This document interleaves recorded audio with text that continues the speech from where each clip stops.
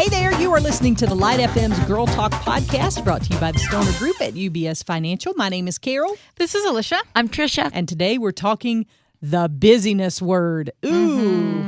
If you're too busy to listen to this podcast, you are too busy. No, I'm just kidding. Keep listening because we got some stuff for you. We, as a staff, are going through a book called Crazy Busy by Kevin DeYoung. And it's brought out some interesting points for me already. And here's one of the first quotes that I underlined in the book. It said, "When we are crazy busy, we put our souls at risk." Like all of us just took a breath. Yeah. When we are crazy busy, we put our souls at risk. The challenge is not merely to make a few bad habits go away. The challenge is to not let our spiritual lives slip away. Mm-hmm. And that scared me. Because if you would ask me, are you crazy busy? Oh, yeah, I am. Mm-hmm. Would you like for me to list everything I've got to get done today? I know. And then the three other things that I don't even have on my list that I'll have to do today that I've forgotten about? It'll pop up. Yeah, absolutely. Yesterday was a perfect example. I had my day all planned out. I knew exactly what I was going to do. My daughter wasn't feeling good because we had braces. And so that kind of put a wrench in it. And then my mom called and she needed some. I mean, it just, the whole day went crazy. And I was just like, oh, I didn't get anything done that I wanted to get Well, we're done. living these lives that, one more straw gets on our stack and everything crumbles. There's no margin. Yes. We live with no margin. Since you talked about margin, that is one of my highlights. He says margin is the space between our load and our limits. Margin, the space between our load and our limits. Which sounds, there is none. Right. That sounds really terrible. Like our load is huge. Actually, and our limits. I would say our load is greater than our limit. Absolutely, Yes. 100%. Yeah, It's reverse so margin. It's like negative. Yeah, it is. Like if your life was a buffet plate, it'd be hanging over the edges, right? Mine would. It'd need sideboards. It's true. It's so true. Planning for margin means we plan for the unplannable. That's like what you were talking about. Yeah. The 3 things you don't plan for that are going to pop up onto your day. That's what that is. You got to leave some space for those. Yeah, and I never do. I don't either. And he says it means that we understand what's possible for us as finite creatures. So I think part of that problem is that we don't want to admit we're finite creatures. Well, I think we can do it all. I think we think we're supposed to do it all. With enough coffee. We can have it all. Right. And there's that saying, you can have it all, you just can't have it all at the same time. But I think we say yes to so much and we get caught in there is no room for the car to break down. There is no room for pain from braces. There is no room for someone to get sick. It just throws We don't you have into time for this. There will be no sickness. There's no crying in baseball. That's right. You will be washing your hands with antibacterial soap so we do not get sick. That's exactly right. We understand what's possible for us, and he goes through this book and he talks about several things, and he says the seed of God's word won't grow to fruitfulness without pruning for rest, quiet, and calm. All right, highlighted Shut that up. too. It's so true. Like a couple of times this week, now I was better today, but a couple of times this week, I wanted to get up and read my Bible. I wanted to get in the right frame of mind. That was my whole goal. My whole goal was to do that. Get up, read my Bible, spend some time in prayer before the day launches into high speed. Yeah. Right. Well, I stayed up too late. Because I had to clean some dishes, and then my son wanted to read a little bit, so we were reading. Anyway, I get to bed late. I don't sleep. I don't go right to sleep right away. So when the alarm goes off, I'm too tired. Snooze. Snooze, exactly. And I absolutely snoozed through the time that I was supposed to be doing that. And so that was a real problem because I didn't get my heart in the right place. That's an example of busyness stole the time that I would be pruning. My prune time. Well, and I think days will blend into each other also when we don't take care of it because I've had the same example. Yeah. In the evenings and then the morning, I have all this great ambition and want to do things. And I'm like, I am just too tired. And sometimes I do think, you know what? I do need to rest just 15 more minutes because that will set me in a better mindset. But it starts the day before. That's my point. Yes. Is that it's sometimes Yes. it starts before we even anticipate. We think the day is just this 24-hour period when we get up until we go to bed or whatever. Yes. But it really is. One day will bleed into the next, and if you're just busy, you have to find a place where you can catch up. Okay, true. but for y'all, it may be a day-to-day problem. For me, it's been a lifelong problem because of this quote right here. The presence of extreme busyness in our lives may point to deeper problems. Dun, dun, dun. A pervasive people-pleasing, Yes. a restless ambition, a malaise of meaninglessness. Busyness serves as a kind of existential reassurance, a hedge against emptiness. Wow. Just let that sink in for a little. Wow. That's big. Yeah. And I think for me, the reason I big. say I've struggled with it my whole life, maybe not my whole life, but when I became a single parent, I was convinced that if I stopped, I would completely fall apart. So I filled every day, every minute, every moment that I was not with my child, I had something that I was speaking. So she was with her dad 2 weekends a month. So on those 2 weekends, I would leave work on Friday. I would drive to an event. I would do an event Friday and Saturday. I would come home on Sunday. I would go to church and I would get her. I mean, it was, I look back on that time and I'm like, it is really a miracle that I even made it through any of that So time. you 'Cause I didn't was have like, any time alone. No, I did not didn't want time it. alone. Yeah. No, Yeah. because I knew what it was going to uncover and it was not pretty.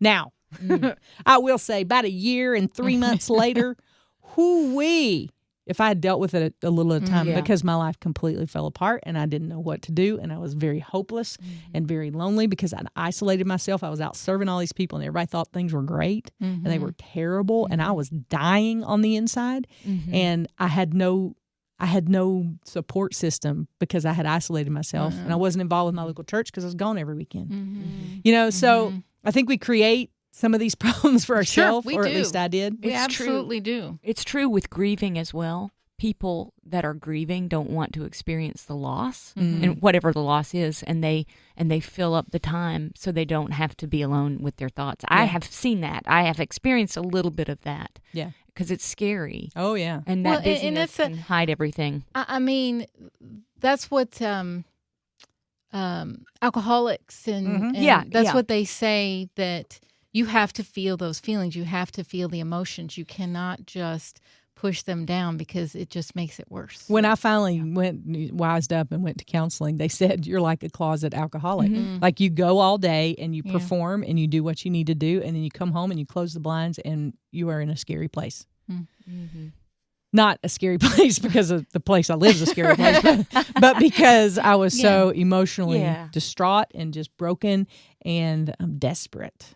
I was desperate. And it was because I wouldn't make time to stop, because I knew God was trying to teach me some things in those times. And I wouldn't stop because I didn't want to hear it. Wow, this is really powerful. I hadn't thought about busyness being such a mask for the things that we don't want to come face to face with. And so therefore, it seems like you have to come face to face with him through Jesus. Yeah. Through your relationship. And I will tell you that I wouldn't have said this when I was going through that because I isolated so much, but nothing grows in isolation. No. And I will tell you this, that if you do not have a support system in place when you start going through this stuff, it will take you so much longer to heal. Because you just have no infrastructure to support the weight of what you're going through, and you just crumble. And I've lived that in a very real way, and I haven't shared that a ton, but people would say, that was the funniest I've ever heard you. And it was, because it was like a switch. I would come in and I would flip the Carol switch on and I would do da, da, da, da, da, I would perform and hey, here I'm funny, la, la, la, la, la. And then I would go home, and it was very scary. It was very scary. And if you're doing that today, number one, I would say stop it. God doesn't want you to live that way. But number two, I'd say get some help, because there will come a day. For me, it came in Starbucks. The girl, I was like, I would like a caramel macchiato or whatever. And she was like, we're out of caramel. And I just went, and she was like, I'm sorry, I didn't know caramel was so important to you. And I was like, it's not that, but it was the most inopportune time that stuff started coming out. Leaking. Oh, it was. And yeah. I was just splashing on everybody who was passing by. And I was directed to counseling that helped me kind of get my life back on track, or actually helped me start stopping. Yeah. Because that was where it started, with just You got to stop stopping first. Yeah. And I would tell people this. My mom, when we all moved out of the house, she would give us this large blue tote. like a tote box that you put Christmas decorations and stuff in. And it had all the articles and ribbons and trophies that we had from when we were a kid. Well, my emotional life, somebody dropped off in front of my house in a blue rubber tote when I went through my divorce and that time in my life. And I had to truly open that thing up and go through every single situation and and it, as painful as it was part of my healing. And so I reference that blue rubber tote a lot of times when I'm talking to people, because I think that's kind of what we need to do. We need to stop and we lay that thing before God and say, is this something that you want me to do? Is this something that you would have me be a part of? Or is this just something I'm using to get away from whatever situation it is, whether it's a bad marriage or whether it's a some kind of abuse at work or whatever the case may be, because it is dangerous. Please get the help you need. Please. Yeah, this is really powerful stuff. It is, you think you're busy, you think that's just kind of a schedule issue, but I'm learning from this discussion that busyness is about a lot more than that. And I think it starts with a question, why am I so busy? Am I avoiding something? Or am I not prioritizing the right relationships? One of my favorite quotes from that book is, when we're so busy, we end up feeding important relationships with leftovers. Yeah, you said that on the radio the other day, and I was like, I almost pulled off the road. Right? I was like, yeah, no, it's so good. Wow. Well, it's just such a wonderful example of what you're giving to the important people in your life when you are and they too could busy. be your most important people. It is. 99% of the time, I would say that's the case. Yeah. Right, because it's like probably your family or something that's getting the leftovers. Yeah, because you think, well, they're not going to leave kids, me. They love me no matter what. Yeah. But over time, those leftovers. Well, and you spend the most time with them. Yeah. It's easy to go to work and pretend like everything's cool and to give people your best because review time's coming up and you're going to get 5 stars.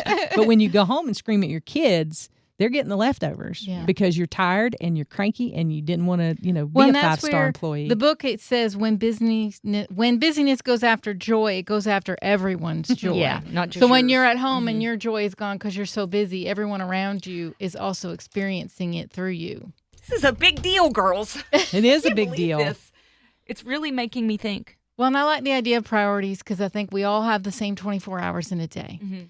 And we make choices about what we do. We make choices about where we go, the activities we're in, and if we can prioritize and learn to say no, we can create that margin and have extra time. We need to have the buffers so that when the car breaks down, we don't. When there's no caramel on your coffee, you can say, you don't freak out. That's fine. You don't freak Let's out. practice. Okay, I'm going to start.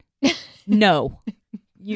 No way. No. Not K-N-O-W. Come on. No, it was a very good man. Who built the ark? No. Noah. Sorry. No. I have a problem with it. I'll be honest with know. you. And mine stems mostly from people pleasing now. Yeah. Because I want people to think I'm a good person. I'm a rotten person. Can we just go ahead and get that out in the open? She is not a rotten person. I am. Neither is Tricia. To the core. I know what you mean. But we do. We want people to like us. I want people to like me. If I think someone doesn't like me, that I can't handle that. So if someone asks me to do something, it's very hard to say no. Yeah. What makes it easy to say no? Is there a time where you find that you can easily say, if I have nope, I something can't do already that? That's viable, like I have a work event. Or I have a haircut scheduled. But you always have to have another. You have to have something. You have to have something. You I can't just feel like say no. I can't just say no. I can't really get that done, or that's not that important to me. But that's the truth. It is as if it were more important than a haircut. You'd be like, you know what? I guess I'll reschedule my haircut because I've got to go do whatever. I know. No, I know what you mean, though. It is. When you're we can so make the decisions and we can change our schedules. We just have to choose what's most important and move in that direction and be able to say no to things. I think, and not say yes to things that we know just aren't going to fit anyway. You do have to start to say no more in general, I think, just to get used to that so you don't fill up with unnecessary, random I'm just learning this. low priority items. I'm on the preschool primer and saying no. because I've had a hard time with it my whole life, but I'm starting to try it out. And when you've said yes your whole life, people don't like it when you say no. I'll just warn you. Yes, Well, that is true. Yeah, it gets harder if you're the one in church that they always call on and you start to say no. That's a very hard thing because everybody knows they can come to you. And so you have to say no more often, not just the one time. You have to be prepared that someone else is going to come to you and you're going to probably need to say no to them also. And when I was in grad school several years ago, I was very active in our church, and I had to start saying no to things because I couldn't. I was working full time. I had 2 very young children and doing things for the church, and I couldn't. And working full time, I mean, it was a nightmare. Yeah. My schedule was just the worst it's ever been in my whole life, and I felt so terrible having to say no, but I did. And then people started to realize, oh, she's in grad school and of course she can't do it. Mm-hmm. And I got a phone call one evening to be on, the big part of the church. And I was like, I can't do it. Mm-hmm. I said, I'm really, really sorry, but I just, and I prayed about it. I told him I would pray about it, but I'm like, I have not right now. Mm-hmm. Later, when I'm done with school and I've got my schedule kind of back, I would love to serve again, but I just cannot do it right now. Mm. But it was a training process. But but I didn't have a choice either. That's it. That's what I want to be able to do, is to say no without apologizing. Yeah. Without having to justify it because I have 3 other things to do. What can I say no because I want to spend time, at home? Yeah. Can I say no because I want to be with the family? Could I say no because I just want a little bit of a break? I think, and this comes on a little later in the book, but I think it's okay. He says it's different to care about everything than it is to do something about everything. Like, we can care about everything. We can care about Vacation Bible School, and we can pray for it, and we can care about other ways other you things. Can serve too. But we don't have to do everything. You don't have to be the class mom. Yeah, you can. I thought you were going to say the class clown. I was like, actually, I do. She does. No, you don't have to be the class mom, but you can help during a project for the class mom, or you can help at an event, or there are other things that you can do to serve. And like bring chips or bring plates. Don't sign up for the fruit plate. And I remember one time I said yes to a project, and I was super busy, and I was up late at night and doing this project, and I'm like, this is ridiculous. Why am I doing this? And one of the other moms on the committee was like, you're my hero. And she didn't have a job. Her kids were older. She had a lot of time on her hands. Mm-hmm. And I'm thinking, why am I the one doing? I don't want to be her hero. Yeah. Gosh, Alicia, you brought up something just now. I want somebody to say, I'm their hero. And so I'll say yes to things so somebody will think it's pride. Yeah. That is something that can drive me to be busy, to be prideful. Mm-hmm. That's because I'm like, I heard you say that, and I'm like, oh, that felt good. I need it. And it did, because I felt like, why am I being like this? Why am I doing this to myself? I shouldn't be doing this. There were other people that were more available that probably should have done this particular project, but I felt guilty, and I felt like I needed to say yes, and I couldn't be at all the meetings during the day because I had to work, and so I was trying to make up for what I couldn't do. And then I was just like, that was a real lesson for me in what we were talking about earlier, that if you say no, someone else will step up, and it gives them an opportunity to say yes. But because I said yes and I took on more than I could handle, other people didn't have to pitch in where they probably could have or should have. Well, I think that we've brought up some good discussion. Maybe we continue this on another podcast, because I think busyness is something we all struggle with all the time. We got to manage it. Busyness is not necessarily a good thing. If you have other thoughts, we'd love to hear about them. You can always email us at girltalk@thelightfm.org. You can now subscribe to our podcast on iTunes so you don't have to miss one episode. And we appreciate you listening today. We'd love to hear your thoughts. We'd love to hear your concerns. We'd love to hear your victories. Miseries. Yeah. Just tell me about your miseries, because I can relate to that part. But we love you. We appreciate you being part of this podcast. And once again, if you're in a dark place, please get the help you need, and let us know how we can pray for you. And we'll see you next time we gather around these microphones for the Light FM's Girl Talk podcast.